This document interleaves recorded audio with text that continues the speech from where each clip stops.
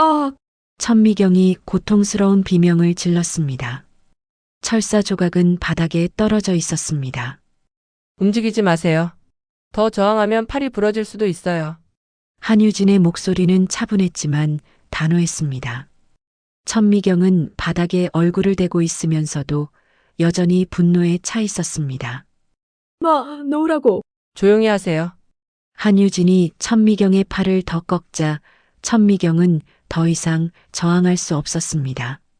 한유진과 과거 자신에게 체포당한 후 치밀한 복수를 계획하는 수감자 천미경과 전직 707특임단 출신 교도관의 치열한 심리전과 진정한 참교육의 이야기를 시작하겠습니다. 새벽 6시 교도소 정문 앞에 한 여성이 서 있었습니다. 키가 작지도 크지도 않은 보통 체격에 깔끔하게 묶은 머리, 그리고 무엇보다 눈에 띄는 것은 또렷하면서도 단호한 눈매였습니다. 한유진, 29살의 새내기 교도관이었습니다. 첫 출근이시군요. 경비실 앞에서 신분증을 확인하던 베테랑 교도관이 유진을 보며 말했습니다. 유진은 고개를 끄덕이며 정중하게 인사했습니다. 네, 한유진입니다. 잘 부탁드립니다. 목소리는 차분했지만 어딘가 단단한 느낌이 있었습니다. 마치 오랜 시간 단련된 사람의 목소리 같았습니다. 교도소 안으로 들어서자 복잡한 통로와 철문들이 이어졌습니다. 유진은 앞서 걷는 선배 교도관의 뒤를 따라가며 주변을 차분히 살폈습니다. 벽에 붙은 안내판들, CCTV 위치, 비상벨의 위치까지 모든 것을 놓치지 않고 기억하고 있었습니다. 여기가 여성 수용동입니다. 총 100여 명의 수감자가 있고요. 대부분은 사기나 절도 같은 비폭력 범죄자들이에요. 하지만 간혹 문제를 일으키는 사람들이 있으니 항상 조심해야 합니다. 선배 교도관이 설명하는 동안 유진은 조용히 고개를 끄덕이며 들었습니다. 그런데 그때였습니다. 복도 한쪽에서 여러 수감자들이 모여 있는 모습이 보였습니다. 그들 가운데 한 명이 유진을 유심히 바라보고 있었습니다. 천미경이었습니다. 45살의 그녀는 이곳에서 가장 오래된 수감자 중 하나였습니다. 도박장 운영과 사기 혐의로 들어온 지 벌써 3년째였습니다.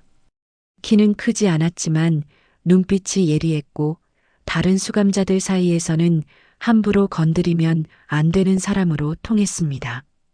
저 새내기 교도관 좀 봐. 참 어려 보이네. 맞아. 저런 애가 우리를 관리할 수 있을까? 수감자들이 웅성거리며 유진을 바라봤습니다. 하지만 미경은 다른 생각을 하고 있었습니다. 저 얼굴 어디서 본 것 같은데. 특히 저 눈매가 낯익었습니다. 유진은 수감자들의 시선을 느끼고 있었지만 표정 하나 바꾸지 않았습니다. 오히려 더욱 똑바로 서서 당당하게 걸었습니다. 그런 유진의 모습에 수감자들은 약간 당황스러워했습니다. 신참 교도관치고는 기가 세 보이네. 그래도 여기서 버틸 수 있을까? 하지만 미경만은 다른 반응을 보였습니다. 눈을 가늘게 뜨고 유진을 계속 바라봤습니다. 뭔가 확신이 서지 않는 듯한 표정이었습니다. 오전 업무가 시작됐습니다. 유진은 다른 교도관들과 함께 수감자들의 점심 배식을 도왔습니다. 한 명씩 지나가며 식판을 받는 수감자들 앞에서 유진은 여전히 차분하고 정중했습니다. 수고하세요. 네, 맛있게 드세요. 간단한 인사지만 유진의 목소리에는 진심이 담겨 있었습니다. 수감자들도 처음엔 경계했지만 점차 유진의 진정성을 느끼기 시작했습니다. 그런데 미경이 유진 앞에 섰을 때였습니다. 둘은 잠시 눈을 마주쳤습니다. 미경은 식판을 받으며 유진을 뚫어지게 바라봤습니다. 처음 보는 얼굴이네요. 미경이 말했습니다. 유진은 미소를 지으며 대답했습니다. 네, 오늘 첫 출근입니다. 그렇구나. 여기서 오래 버틸 수 있을 것 같아요? 미경의 질문에는 어딘가 도전적인 뉘앙스가 있었습니다. 하지만 유진은 여전히 차분했습니다. 최선을 다하겠습니다. 미경은 잠시 유진을 더 바라보다가 고개를 끄덕이며 자리를 떠났습니다. 그런데 그 순간 미경의 머릿속에 어떤 기억이 스쳤습니다. 3년 전 자신이 운영하던 도박장에서 벌어진 일이었습니다. 그때 자신을 체포한 수사관의 얼굴이 어렴풋이 떠올랐습니다. 그 사람도 비슷한 눈매를 가지고 있었습니다. 설마. 미경은 혼잣말을 중얼거렸습니다. 하지만 확신할 수는 없었습니다. 그때는 워낙 혼란스러운 상황이었고 체포되는 과정에서 정신이 없었거든요. 오후가 되자 유진은 다른 교도관들과 함께 수감자들의 작업장을 돌아보았습니다. 재봉틀을 돌리거나 포장 작업을 하는 수감자들의 모습을 살피는 것이었습니다. 여기서 중요한 건 수감자들이 규칙을 잘 지키는지 확인하는 거예요. 특히 날카로운 도구들이 있으니까 더욱 주의해야 합니다. 선배 교도관의 설명을 들으며 유진은 작업장 곳곳을 세심히 살폈습니다. 그런데 한쪽 구석에서 미경이 다른 수감자들과 무언가 이야기를 나누고 있는 모습이 보였습니다. 미경은 유진이 자신을 바라보는 것을 알아차리고 시선을 돌렸습니다. 그리고 잠시 유진과 눈을 마주쳤습니다. 이번에는 미경의 눈빛이 더욱 예리했습니다. 첫 출근을 마치고 퇴근하는 길 유진은 교도소 정문을 나서며 하루를 되돌아봤습니다. 다른 교도관들이나 대부분의 수감자들은 무난했지만 유독 한 사람이 신경 쓰였습니다. 바로 천미경이었습니다. 저 사람. 유진도 미경에게서 묘한 느낌을 받았습니다. 마치 자신을 아는 듯한 시선, 그리고 어딘가 적대적인 분위기까지. 하지만 유진은 크게 개의치 않았습니다. 오랜 경험으로 이런 상황에는 익숙했거든요. 그날 밤 미경은 잠자리에 들기 전 계속 생각했습니다. 그 새로운 교도관의 얼굴이 자꾸만 떠올랐습니다.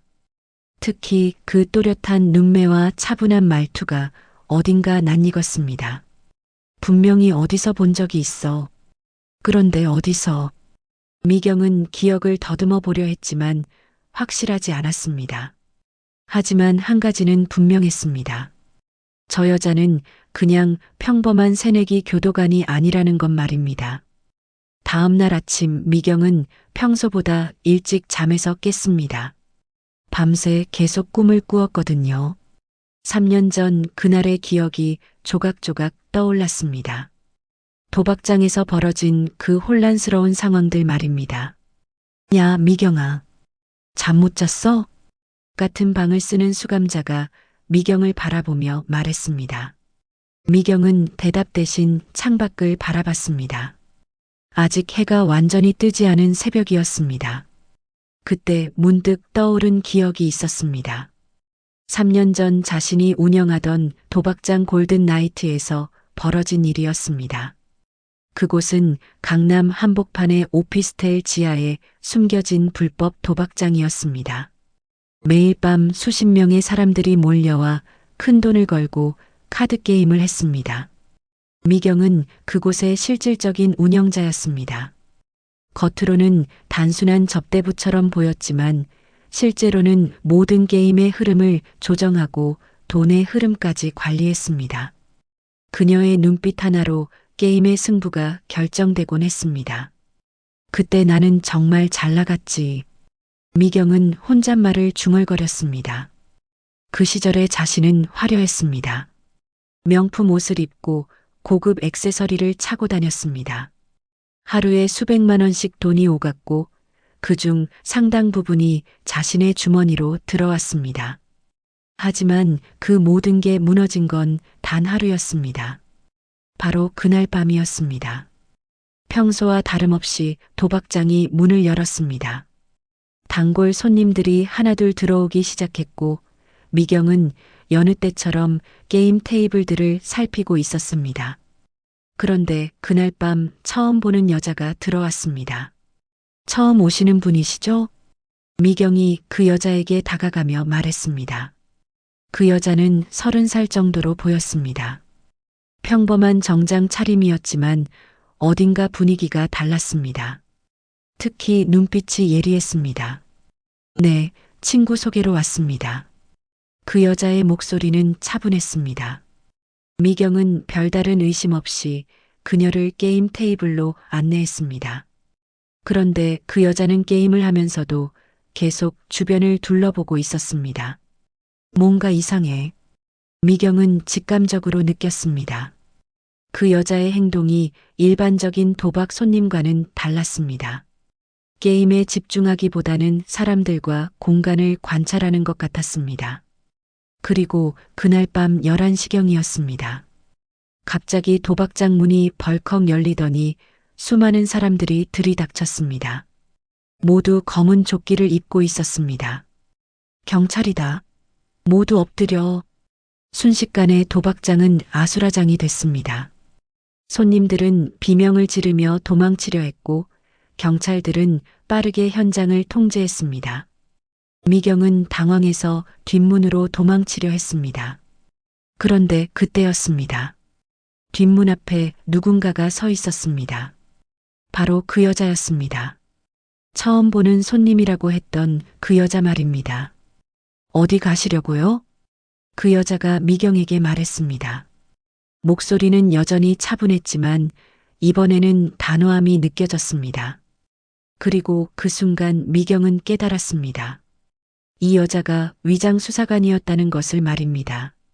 당신이 경찰이었구나. 미경이 말했습니다. 그 여자는 고개를 끄덕였습니다. 서울지방경찰청 특수수사대 수사관 한유진입니다. 천미경 씨, 도박장 개설 및 운영 혐의로 체포합니다. 그 순간 미경의 온몸에 소름이 돋았습니다. 한유진. 바로 그 이름이었습니다.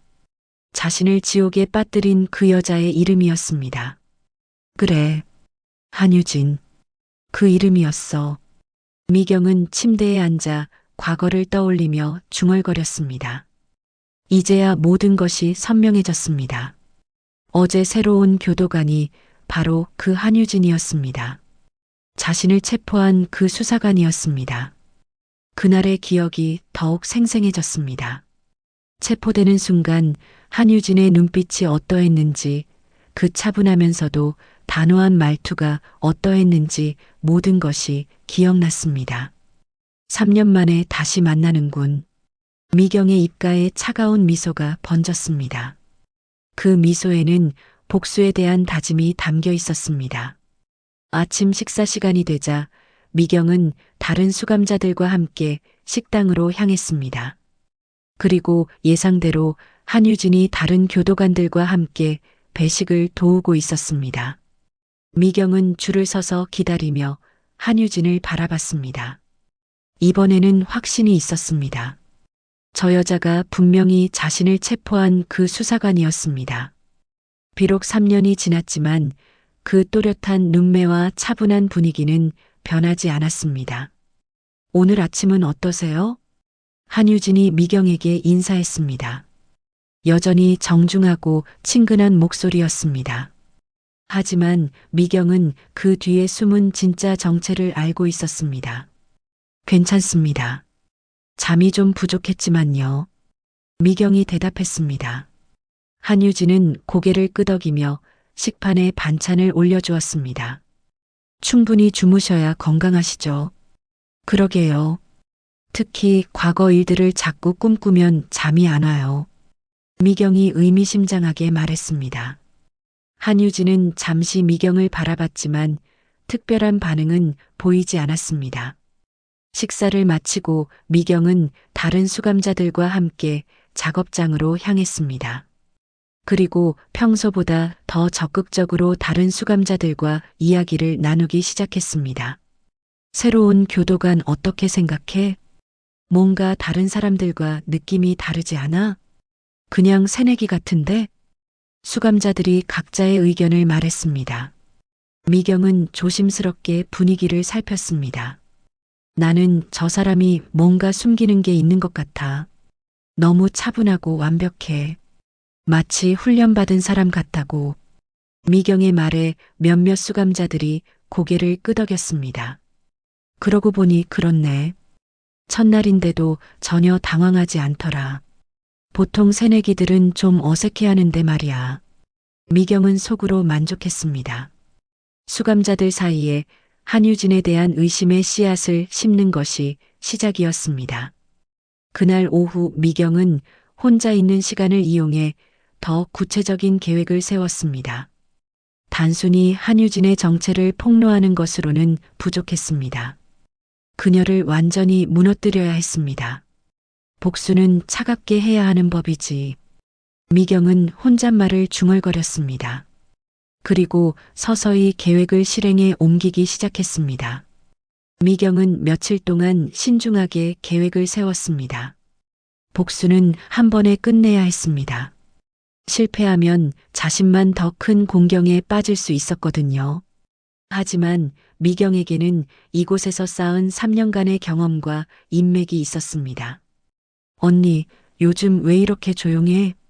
같은 작업장에서 일하는 후배 수감자 박소영이 미경에게 물었습니다.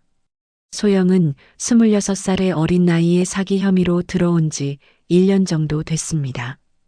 미경을 언니처럼 따르고 있었습니다. 그냥 생각할 일이 있어서. 미경이 대답했습니다. 그러면서 슬쩍 한유진이 있는 방향을 바라봤습니다. 한유진은 다른 교도관과 함께 작업장을 순찰하고 있었습니다. 새로운 교도관 말이야. 미경이 소영에게 속삭였습니다. 어떤 느낌이 들어? 그냥 무난한 것 같은데요.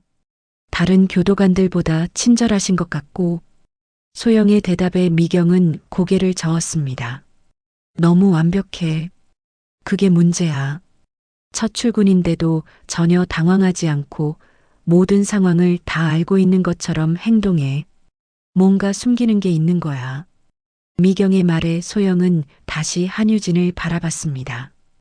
이번에는 조금 다른 시각으로 보게 됐습니다. 그날 오후 미경은 본격적으로 계획을 실행하기 시작했습니다. 첫 번째 단계는 한유진의 사물함에 무언가를 심는 것이었습니다. 미경은 작업장에서 사용하는 작은 커터칼을 몰래 챙겼습니다. 이거면 충분하겠어. 미경은 커터칼을 옷 안쪽 주머니에 숨겼습니다. 교도관들이 수시로 몸수색을 하지만 미경은 이미 3년 동안 이런 일에 익숙해져 있었습니다. 저녁 시간이 되자 미경은 기회를 노렸습니다. 교도관들이 교대하는 시간에는 잠시 감시가 소홀해지는 틈이 있었습니다. 미경은 그 틈을 이용해 교도관 휴게실 근처로 몰래 이동했습니다. 다행히 복도에는 아무도 없었습니다. 미경은 빠르게 한유진의 이름이 적힌 사물함을 찾았습니다. 그리고 조심스럽게 사물함 문을 열어봤습니다. 잠겨있지 않았습니다. 역시 새내기구나. 미경은 속으로 비웃으며 커터칼을 사물함 깊숙한 곳에 숨겼습니다. 그리고 아무 일 없었다는 듯이 원래 있던 곳으로 돌아갔습니다. 다음 날 아침 미경은 두 번째 계획을 실행했습니다. 소문을 퍼뜨리는 것이었습니다. 하지만 이것은 신중하게 해야 했습니다. 너무 노골적이면 오히려 의심받을 수 있었거든요. 소영아, 어젯밤에 이상한 일이 있었어. 미경이 소영에게 속삭였습니다. 무슨 일이에요? 새로운 교도관이 밤늦게 교도관실 근처를 돌아다니더라고. 뭔가 수상해 보였어. 소영은 놀란 표정을 지었습니다. 진짜요? 왜 그랬을까요? 모르겠어. 하지만 분명히 뭔가 있을 거야. 그리고 말인데. 미경은 잠시 주변을 살핀 후 더욱 작은 목소리로 말했습니다. 최근에 교도소 안에서 물건들이 사라지고 있다는 소문 들었어? 아마 내부 거래가 있는 것 같은데. 이것은 미경이 지어낸 이야기였습니다. 하지만 소영은 금세 믿었습니다. 설마 새로운 교도관이 그런 일에 연루됐다는 거예요? 확실하지는 않아. 하지만 타이밍이 너무 정확해. 그 사람이 온 이후로 이상한 일들이 생기고 있거든. 미경의 말은 점점 더 그럴듯하게 들렸습니다. 소영뿐만 아니라 주변에서 듣고 있던 다른 수감자들도 고개를 끄덕였습니다. 그런데 언니는 어떻게 알았어요? 내가 여기서 3년을 있었잖아. 교도관들 행동 패턴은 다 안다고. 그런데 저 사람은 뭔가 달라. 미경의 설명에 수감자들은 더욱 믿게 됐습니다. 실제로 미경은 이곳에서 가장 오래된 수감자 중 하나였고 다른 사람들도 그녀의 말을 신뢰하는 편이었습니다. 며칠 후 소문은 여성 수용동 전체로 퍼져나갔습니다. 한유진에 대한 의심의 목소리가 여기저기서 들려왔습니다. 새로운 교도관이 뭔가 수상하대. 내부 거래에 연루됐을 수도 있다고. 겉으로는 친절하지만 뭔가 숨기는 게 있어 보여. 한유진은 이런 분위기를 감지하고 있었습니다. 수감자들의 시선이 예전과 달라졌고 대화도 조심스러워졌습니다. 하지만 한유진은 표정 하나 바꾸지 않았습니다. 뭔가 분위기가 이상하네요. 동료 교도관이 한유진에게 말했습니다. 그런가요? 한유진이 담담하게 대답했습니다. 수감자들이 뭔가 수군거리고 있는 것 같은데 혹시 무슨 일이라도 있었나요? 별다른 일은 없었는데요. 아마 새로운 사람이 와서 적응하는 과정인 것 같습니다. 하지만 한유진의 마음속은 달랐습니다. 오랜 수사 경험으로 이런 상황이 자연스럽게 생긴 것이 아니라는 걸 알 수 있었습니다. 누군가 의도적으로 자신에 대한 부정적인 소문을 퍼뜨리고 있었습니다. 누가 그럴까? 한유진은 가능성을 하나씩 따져봤습니다. 그런데 가장 먼저 떠오르는 사람이 있었습니다. 바로 천미경이었습니다. 첫날부터 자신을 유심히 바라봤던 그 여자 말입니다. 그날 밤 한유진은 혼자 있는 시간을 이용해 천미경에 대해 더 자세히 알아보기로 했습니다. 컴퓨터로 수감자 명단을 검색해 봤습니다. 천미경, 도박장 운영. 3년 전 파일을 읽어보던 한유진의 눈빛이 변했습니다. 체포 담당 수사관 란에 자신의 이름이 적혀 있었습니다. 그래서 그랬구나. 한유진은 모든 것을 이해했습니다. 천미경이 자신을 알아본 것도 지금 이런 상황을 만들어내고 있는 것도 모두 복수를 위한 것이었습니다. 하지만 이건 시작에 불과할 거야. 한유진은 혼잣말을 중얼거렸습니다. 천미경 같은 사람이 이 정도로 만족할 리 없었습니다. 분명히 더 큰 계획이 있을 것이었습니다. 한유진은 조용히 자신의 가방에서 작은 물건을 꺼냈습니다. 펜 모양의 소형 녹화기였습니다. 오랜 수사 경험으로 이런 상황에 대비해 항상 준비해 두던 것이었습니다. 증거가 필요하겠어. 한유진은 다음 날부터 더욱 조심스럽게 행동하기로 했습니다. 천미경의 계획이 무엇인지 파악하고 동시에 그것을 막을 준비를 해야 했습니다. 그런데 그 순간 복도에서 발걸음 소리가 들렸습니다.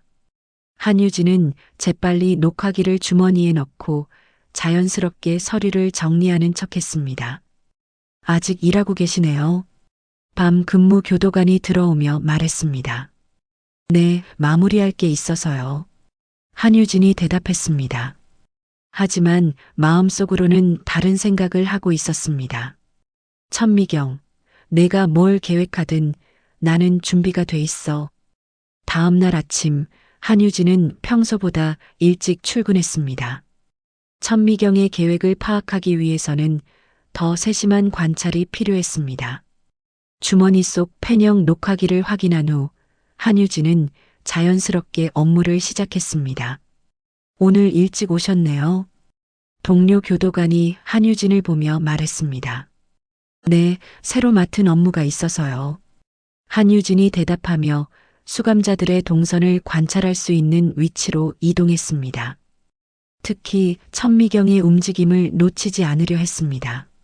아침 식사 시간이 되자 한유진은 배식을 도우면서도 수감자들의 대화에 귀를 기울였습니다. 여전히 자신에 대한 수군거림이 이어지고 있었습니다. 교도관님, 오늘 기분이 어떠세요? 천미경이 한유진 앞에 서서 말했습니다. 겉으로는 평범한 인사처럼 보였지만 그 속에는 도전적인 뉘앙스가 담겨 있었습니다. 좋습니다. 미경 씨는 어떠세요? 한유진이 차분하게 대답했습니다. 동시에 펜형 녹화기를 살짝 켜두었습니다. 저도 좋아요. 특히 요즘엔 재미있는 일들이 많아서 말이에요. 천미경의 말에는 분명한 의미가 담겨 있었습니다. 한유진은 그것을 놓치지 않았습니다. 그런가요? 어떤 재미있는 일들인지 궁금하네요. 글쎄요. 말로 설명하기는 어렵고 직접 보시면 알 수 있을 거예요. 천미경이 의미심장하게 미소를 지으며 자리를 떠났습니다. 한유진은 그 대화를 모두 녹화했습니다. 점심시간 후 한유진은 수감자들의 자유시간을 이용해 더 적극적으로 관찰을 시작했습니다. 천미경이 다른 수감자들과 어떤 대화를 나누는지, 어떤 행동을 하는지 모두 기록했습니다. 소영아, 이리 와봐. 천미경이 박소영을 부르는 모습이 보였습니다. 한유진은 거리를 두고 그들을 지켜봤습니다. 언니, 무슨 일이에요? 너 새로 온 교도관이랑 개인적으로 대화해 본 적 있어? 아니요. 왜요? 괜찮아. 그냥 궁금해서. 그런데 말인데 혹시 교도관들 사물함이 어디 있는지 알아? 소영은 잠시 생각하더니 고개를 끄덕였습니다. 네, 알아요. 복도 끝쪽에 있는데. 그래. 나중에 자세히 알려줘. 그냥 궁금해서 그래. 한유진은 이 대화를 들으며 직감했습니다. 천미경이 자신의 사물함에 뭔가를 했을 가능성이 높았습니다. 하지만 지금 당장 확인할 수는 없었습니다. 오히려 의심받을 수 있었거든요. 오후 작업 시간이 되자 한유진은 더욱 주의 깊게 천미경을 관찰했습니다. 그런데 흥미로운 장면을 목격했습니다. 천미경이 다른 수감자와 은밀하게 대화를 나누고 있었습니다. 영희야, 이리 와봐. 천미경이 이영희라는 수감자를 부르고 있었습니다. 영희는 40살 정도의 여성으로 절도 혐의로 들어온 지 얼마 안 된 새내기였습니다. 한유진은 조심스럽게 그들에게 다가가 녹화를 시작했습니다. 영희야, 너 여기 적응하기 힘들지? 네. 좀 그래요. 그럴 줄 알았어. 여기는 규칙이 있거든. 특히 교도관들한테 찍히면 안 돼. 천미경의 말에 영희는 더욱 긴장한 표정을 지었습니다. 그런데 요즘 새로 온 교도관 있잖아. 그 사람 조심해야 해. 왜요? 글쎄, 뭔가 수상한 일들이 있거든. 내가 직접 본 건 아니지만 밤에 이상한 짓을 하고 다닌다더라. 무슨 이상한 짓요? 물건을 빼돌리거나 그런 거. 아직 확실하지는 않지만 조심하는 게 좋을 거야. 영희는 놀란 표정으로 고개를 끄덕였습니다. 한유진은 이 모든 대화를 녹화하면서 천미경의 수법을 파악했습니다. 새내기나 약한 수감자들을 대상으로 거짓 정보를 퍼뜨리고 있었습니다. 그날 저녁 한유진은 마침내 자신의 사물함을 확인했습니다. 겉으로는 아무것도 바뀐 게 없어 보였지만 자세히 살펴보니 물건들의 배치가 미묘하게 달라져 있었습니다. 역시 한유진은 사물함 안쪽을 자세히 뒤져봤습니다. 그리고 구석진 곳에서 작은 커터칼을 발견했습니다. 이걸로 무엇을 하려는 거지? 한유진은 커터칼을 그대로 둔 채 펜형 녹화기로 사물함 안쪽을 촬영했습니다. 증거를 남겨두는 것이 중요했습니다. 다음 날 천미경의 움직임이 더욱 활발해졌습니다. 이번에는 다른 접근 방식을 시도하고 있었습니다. 얘들아, 모여봐. 천미경이 몇몇 수감자들을 불러 모았습니다. 한유진은 멀리서 그 모습을 지켜봤습니다. 요즘 교도소 분위기가 이상하지 않아? 어떻게요? 규칙도 자꾸 바뀌고 검사도 더 자주 하고 뭔가 문제가 있는 것 같아. 천미경의 말에 수감자들이 웅성거렸습니다. 그런데 말인데 새로 온 교도관 때문일 수도 있어. 그 사람이 온 이후로 이상한 일들이 계속 생기고 있거든.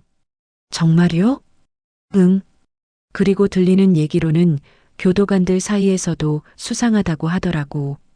이것은 거짓말이었습니다. 하지만 수감자들은 쉽게 믿었습니다. 한유진은 이 모든 과정을 녹화하면서 천미경의 계획을 조금씩 파악해 나갔습니다. 단순히 소문을 퍼뜨리는 것을 넘어서 자신을 완전히 매장시키려는 더 큰 그림이 있었습니다. 그날 밤 한유진은 지금까지 수집한 증거들을 정리했습니다. 천미경과 다른 수감자들의 대화, 사물함에 숨겨진 커터칼, 그리고 거짓 소문을 퍼뜨리는 과정까지 모든 것이 기록되어 있었습니다. 아직 부족해. 더 결정적인 증거가 필요해. 한유진은 혼잣말을 중얼거렸습니다. 천미경이 진짜 노리는 것이 무엇인지 아직 확실하지 않았습니다. 분명히 더 큰 계획이 있을 것이었습니다.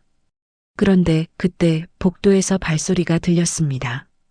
한유진은 재빨리 녹화기를 주머니에 넣고 자연스럽게 서류를 정리하기 시작했습니다. 늦게까지 고생하시네요. 야간 근무 교도관이 들어오며 말했습니다. 네, 정리할 게 있어서요. 한유진이 대답했습니다. 하지만 마음속으로는 다른 생각을 하고 있었습니다. 천미경, 내 다음 수는 뭘까? 나는 준비가 돼 있어. 며칠 후면 모든 것이 드러날 것 같았습니다.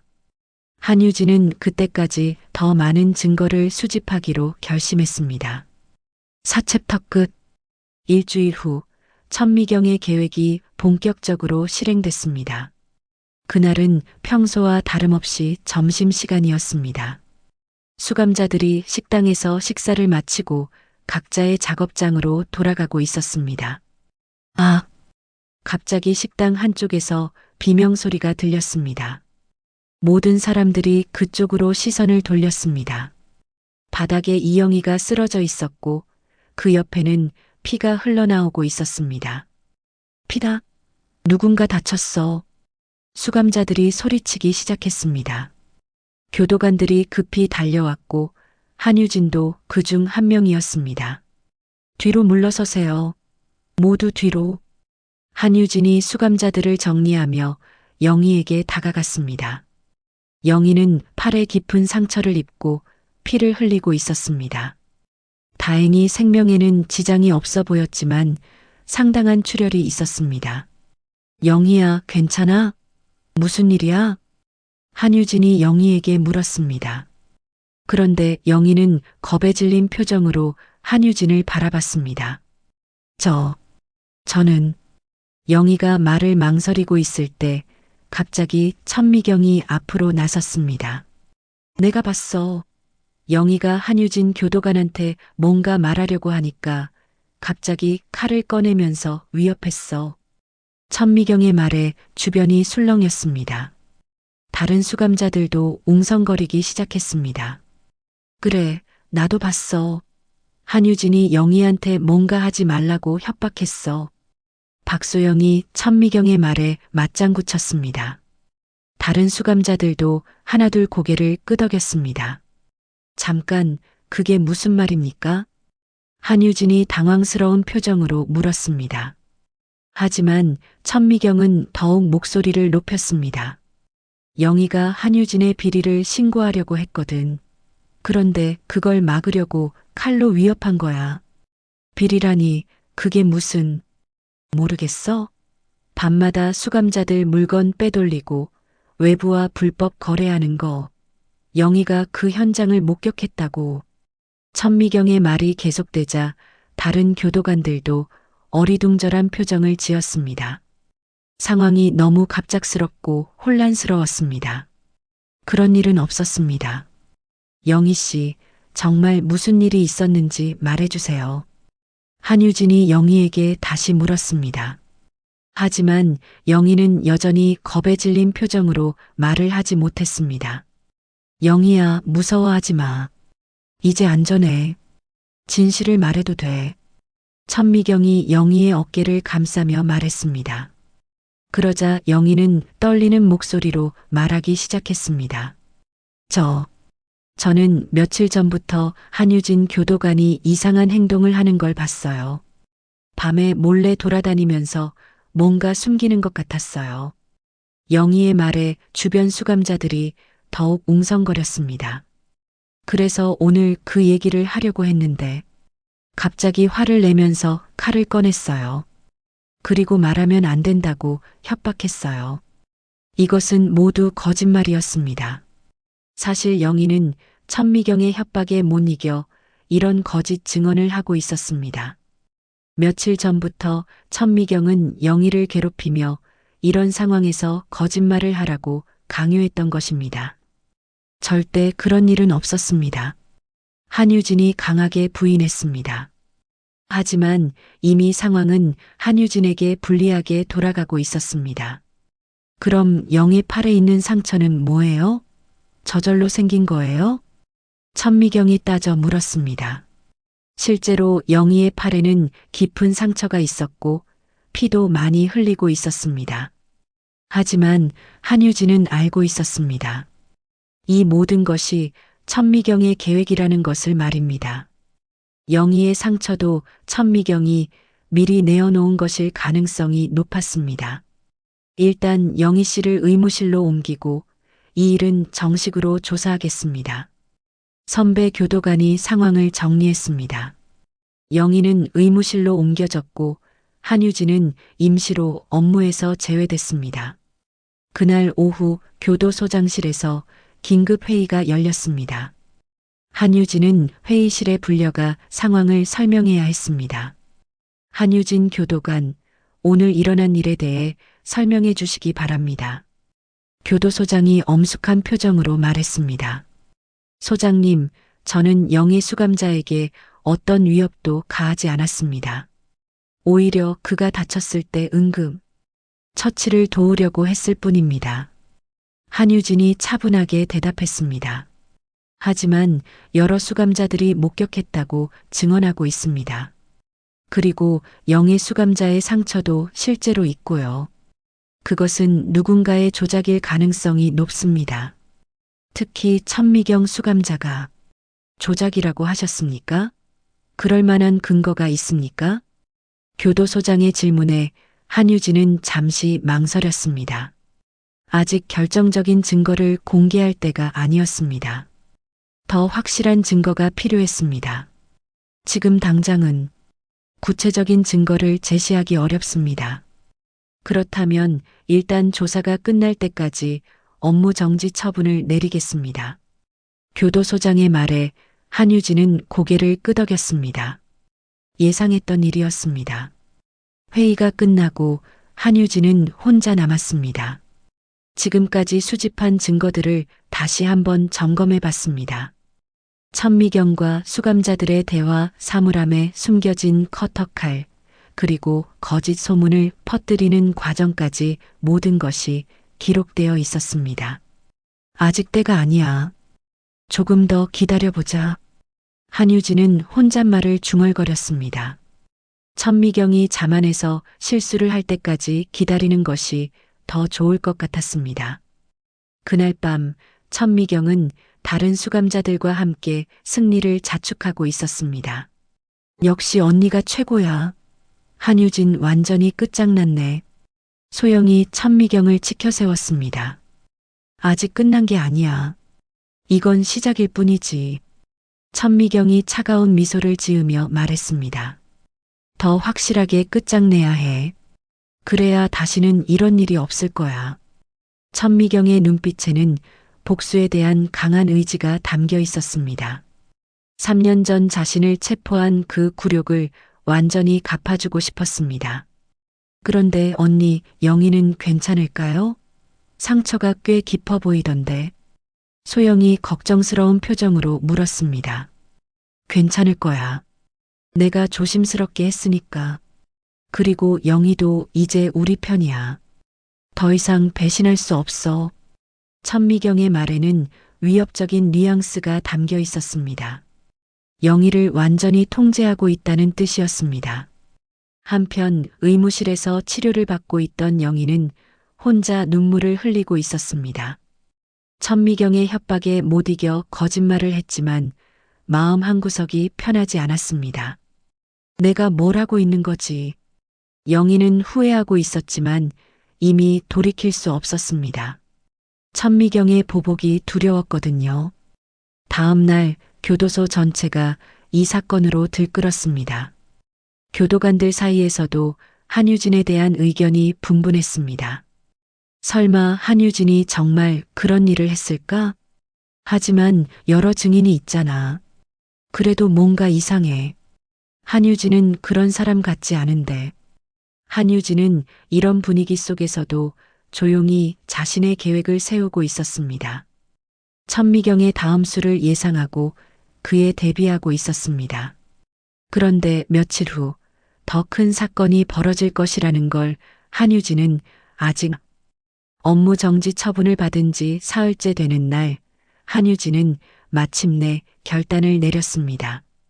더 이상 기다릴 수 없었습니다. 천미경의 계획이 점점 더 교묘해지고 있었고 무고한 사람들까지 피해를 보고 있었거든요. 그날 오전 한유진은 교도소장에게 면담을 요청했습니다. 교도소장실 앞에서 잠시 망설이던 한유진은 주머니 속 펜형 녹화기를 만져보며 마음을 다잡았습니다. 들어오세요. 교도소장의 목소리가 들렸습니다. 한유진은 문을 열고 들어갔습니다. 교도소장뿐만 아니라 부소장과 감찰팀장도 함께 있었습니다. 무슨 일로 오셨습니까? 교도소장이 엄숙한 표정으로 물었습니다. 한유진은 잠시 심호흡을 한 후 말을 시작했습니다. 소장님, 제가 드릴 말씀이 있습니다. 하지만 그 전에 먼저 제 정체를 밝혀야겠습니다. 교도소장과 부소장, 감찰팀장이 의아한 표정을 지었습니다. 정체라고 하시면? 저는 단순한 신입 교도관이 아닙니다. 한유진이 천천히 말했습니다. 저는 전직 707 특임단 소속 수사요원입니다. 본명은 한유진이 맞고 지난 3년간 경찰청 특수수사대에서 근무했습니다. 교도소장의 눈이 커졌습니다. 707 특임단은 경찰청 내에서도 최정예 수사팀으로 유명했습니다. 707 특임단이라고 하셨습니까? 네, 맞습니다. 그리고 천미경 수감자와 저 사이에는 과거가 있습니다. 한유진이 계속 설명했습니다. 3년 전 제가 천미경을 불법 도박장 운영 혐의로 직접 체포했습니다.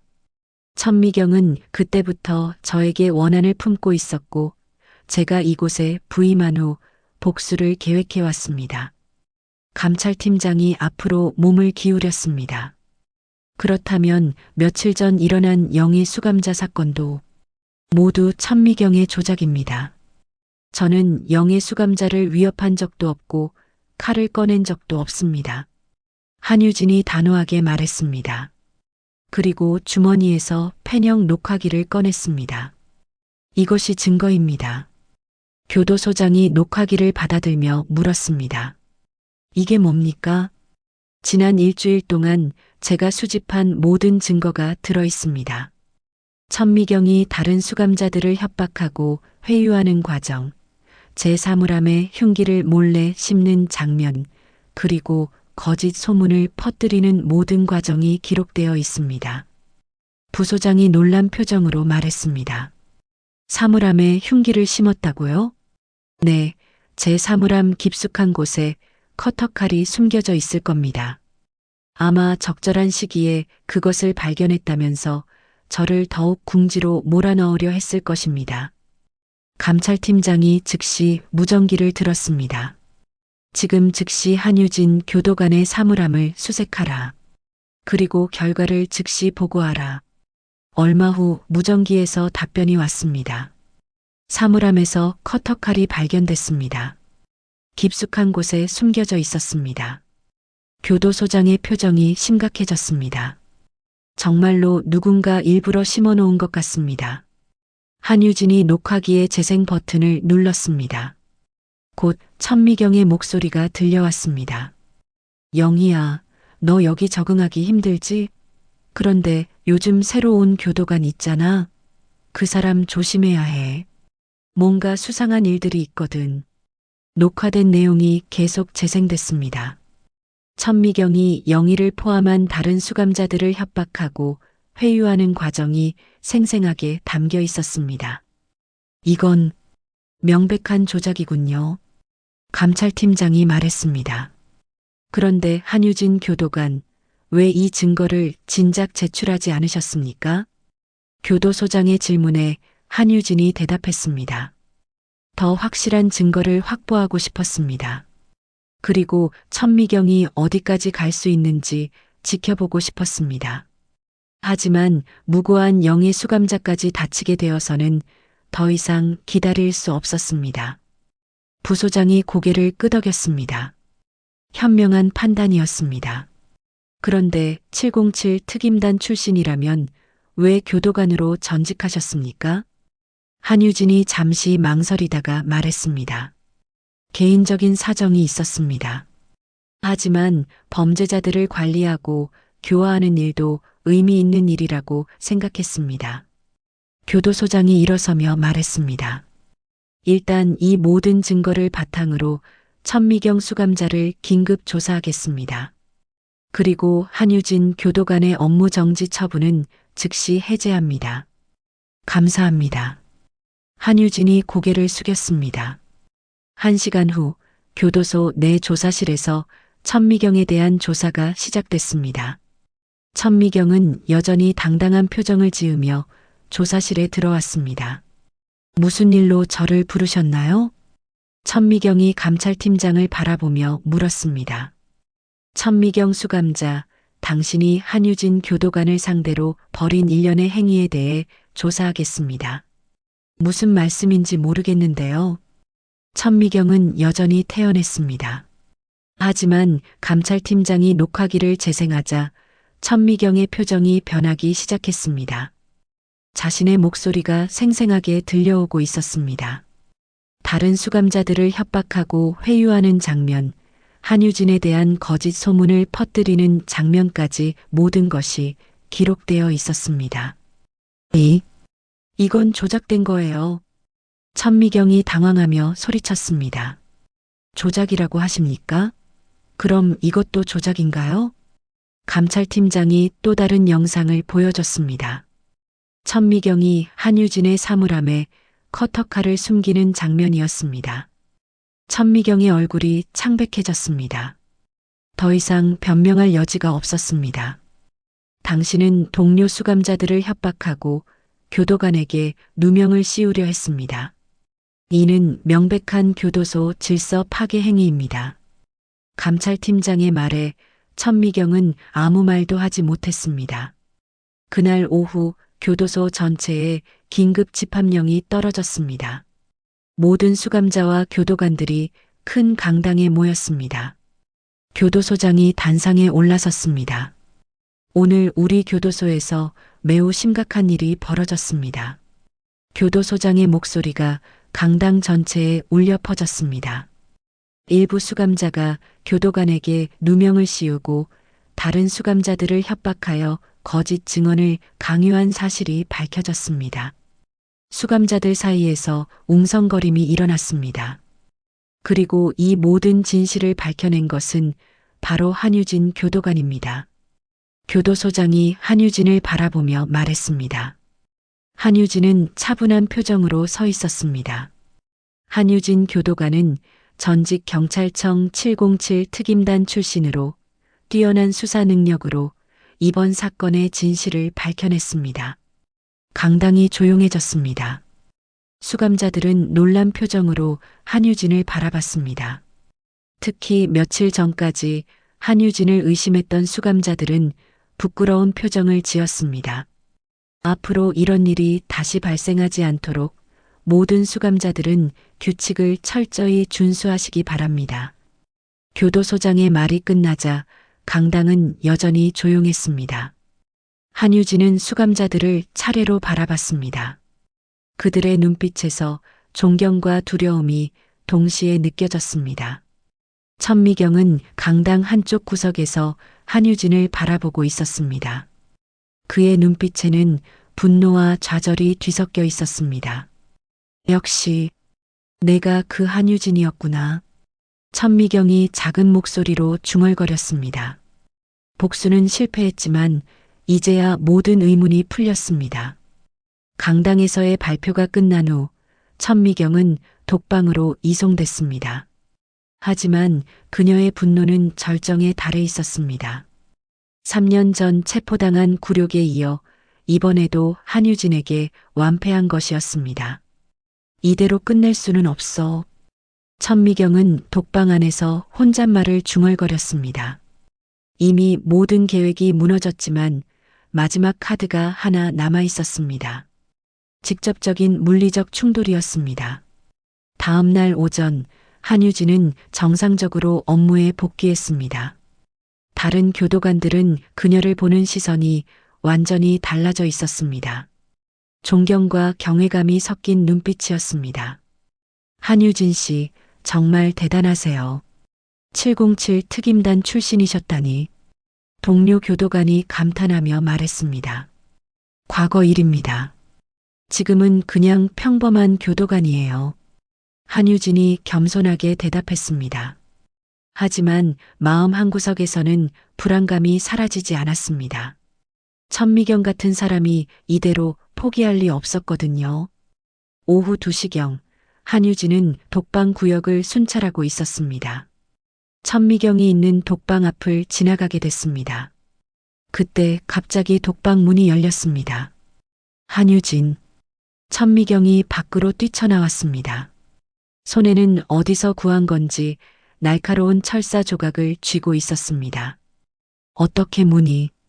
한유진이 당황하는 순간 천미경이 철사 조각을 들고 달려들었습니다. 하지만 한유진의 반응은 번개처럼 빨랐습니다. 천미경의 오른팔을 순식간에 잡아 비틀었습니다. 동시에 발로 천미경의 다리를 걸어 넘어뜨렸습니다. 불과 3초 만에 천미경은 바닥에 엎드려 있었고 한유진은 그녀의 팔을 뒤로 꺾어 완전히 제압하고 있었습니다. 아! 천미경이 고통스러운 비명을 질렀습니다. 철사 조각은 바닥에 떨어져 있었습니다. 움직이지 마세요. 더 저항하면 팔이 부러질 수도 있어요. 한유진의 목소리는 차분했지만 단호했습니다.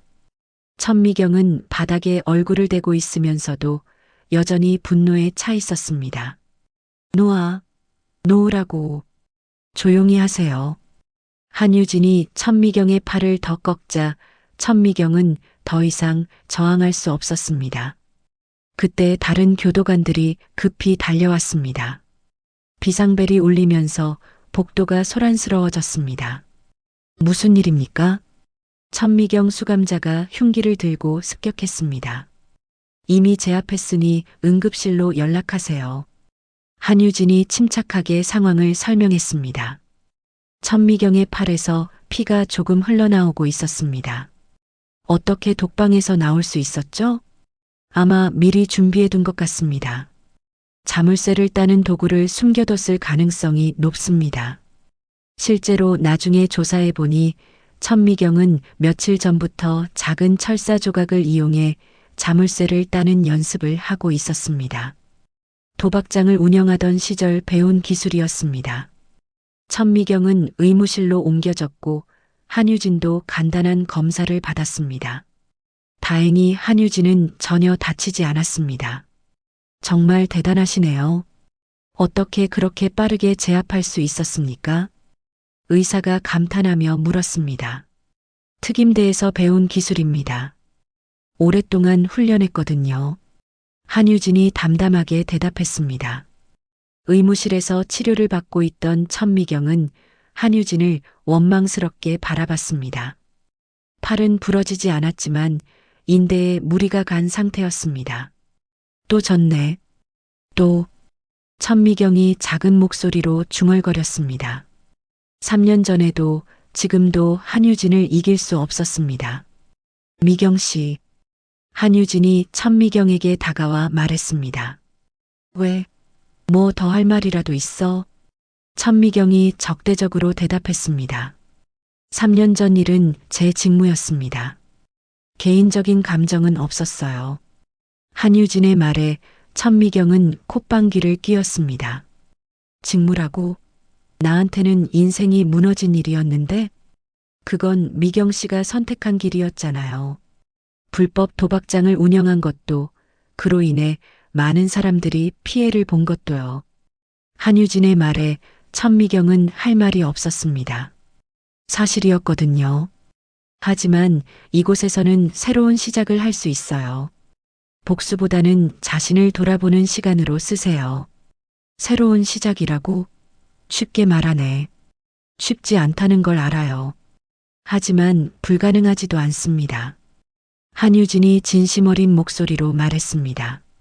천미경은 잠시 한유진을 바라봤습니다. 그 눈빛에서 진정성을 느낄 수 있었습니다.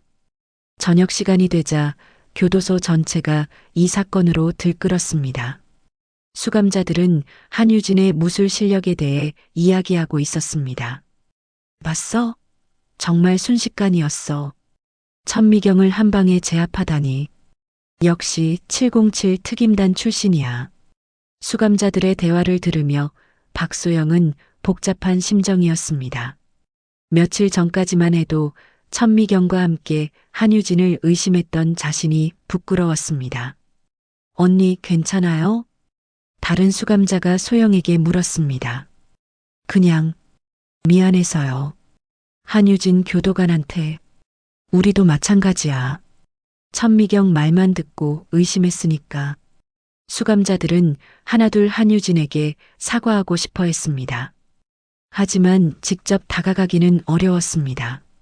그날 밤 한유진은 사무실에서 보고서를 작성하고 있었습니다. 오늘 일어난 일을 상세히 기록해야 했습니다. 한유진 씨. 교도소장이 사무실로 들어왔습니다. 네, 소장님. 오늘 정말 수고 많으셨습니다. 큰 사고 없이 마무리되어 다행입니다. 당연한 일을 했을 뿐입니다. 당연한 일이라고 하시지만 누구나 할 수 있는 일은 아니었습니다. 특히 천미경을 다치게 하지 않으면서도 완벽하게 제압한 것은 정말 전문가다운 모습이었습니다. 교도소장의 칭찬에 한유진은 겸손하게 고개를 끄덕였습니다. 그런데 한유진 씨, 앞으로 계획은 어떻게 되십니까? 계속 여기서 근무하실 건가요? 네, 그럴 생각입니다. 이 일도 의미 있는 일이라고 생각해요. 다행입니다. 한유진 씨 같은 분이 있어서 우리 교도소가 더욱 안전해질 것 같습니다.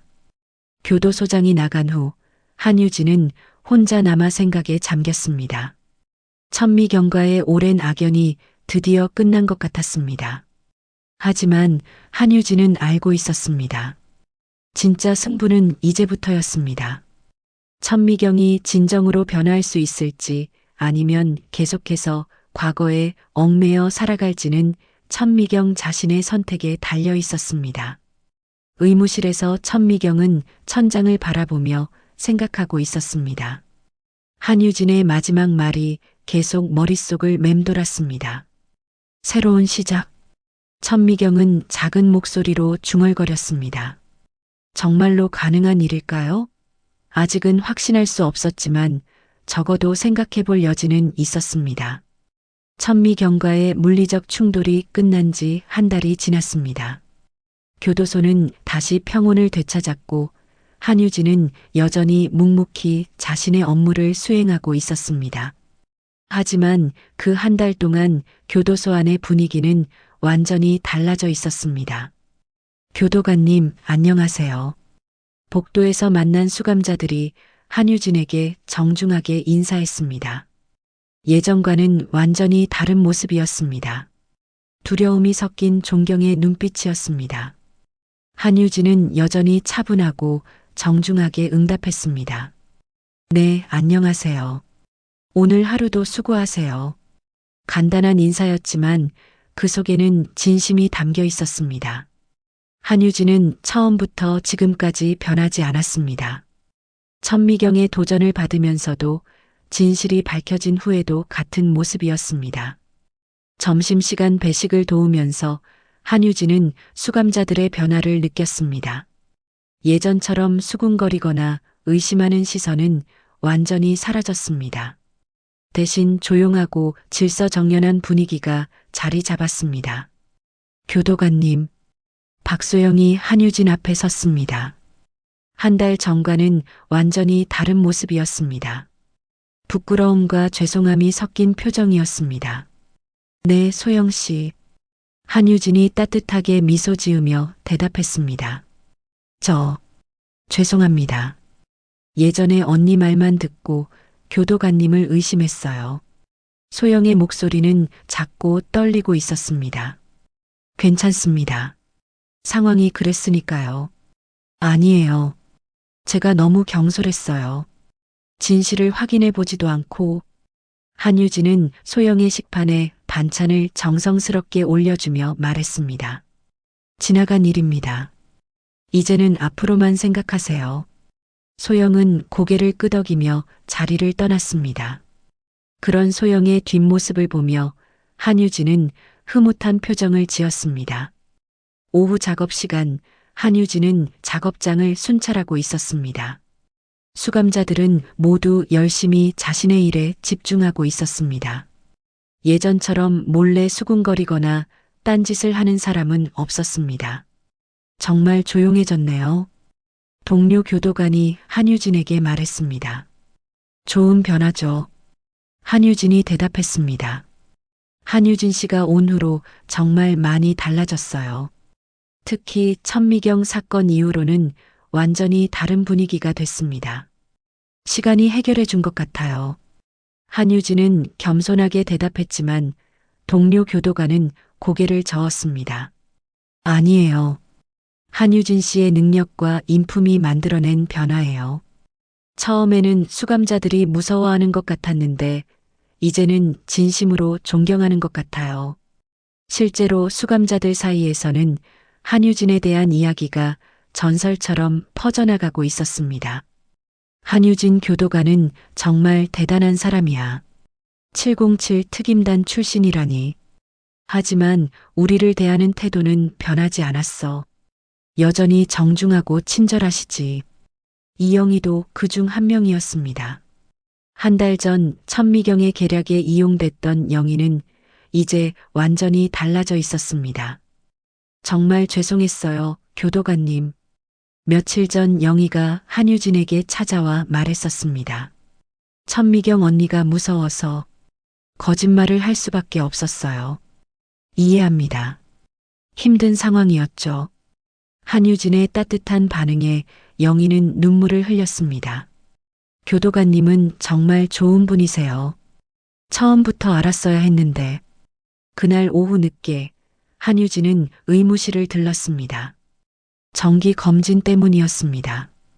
그런데 그곳에서 뜻밖의 사람을 만났습니다. 천미경이었습니다.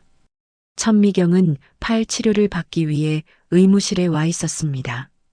한 달 전 한유진에게 제압당하면서 다친 팔이 아직 완전히 낫지 않았던 것입니다. 미경 씨. 한유진이 먼저 인사했습니다. 천미경은 잠시 한유진을 바라보다가 고개를 살짝 끄덕였습니다. 팔은 어떠세요? 많이 나았어요. 천미경의 대답은 예전과 달랐습니다.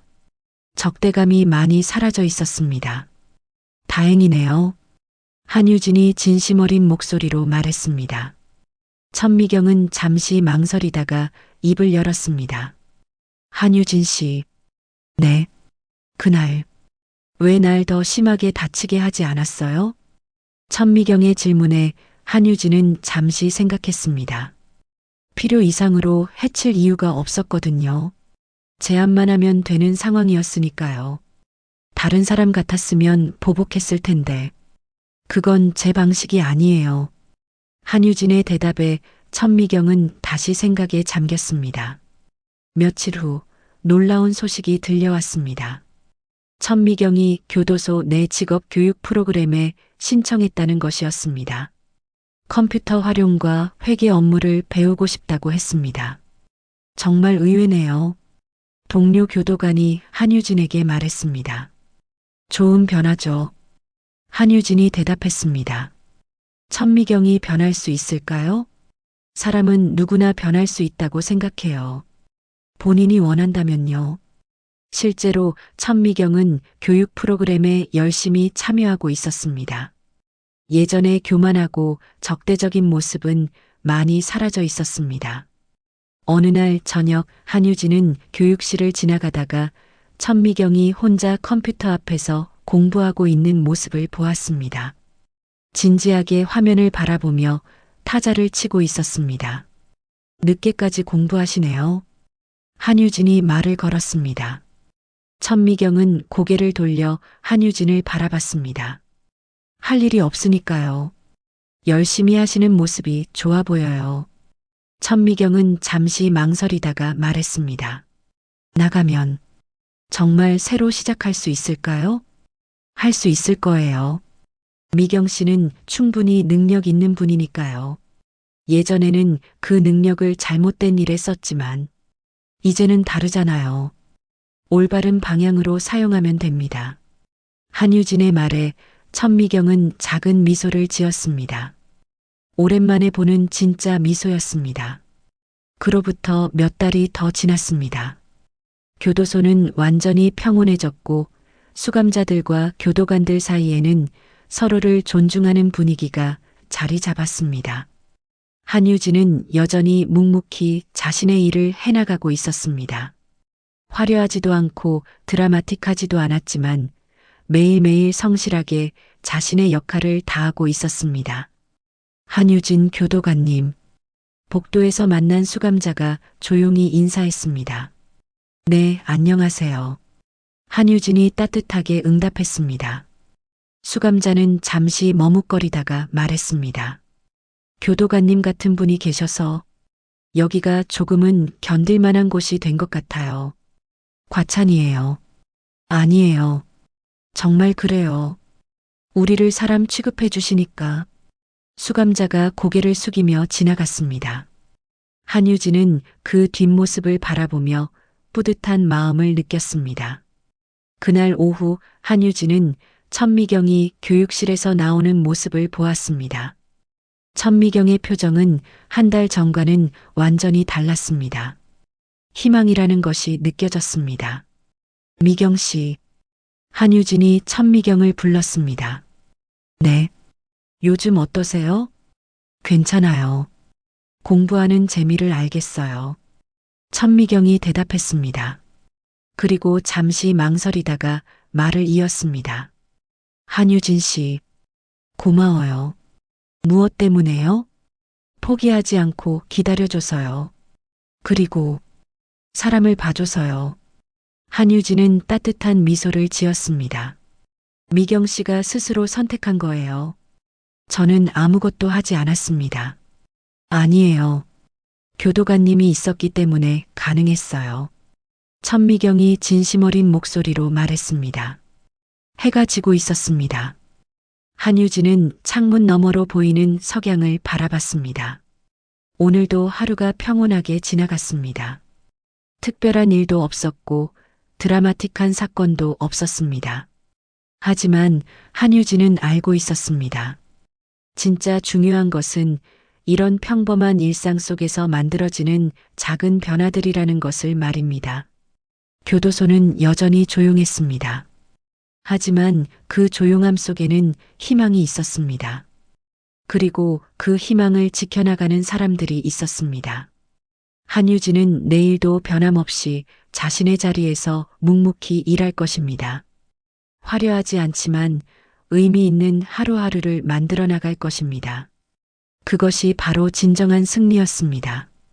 구독과 좋아요로 새로운 인생을 시작하는 천미경님의 인생을 응원해 주세요. 구독과 좋아요는 무료입니다.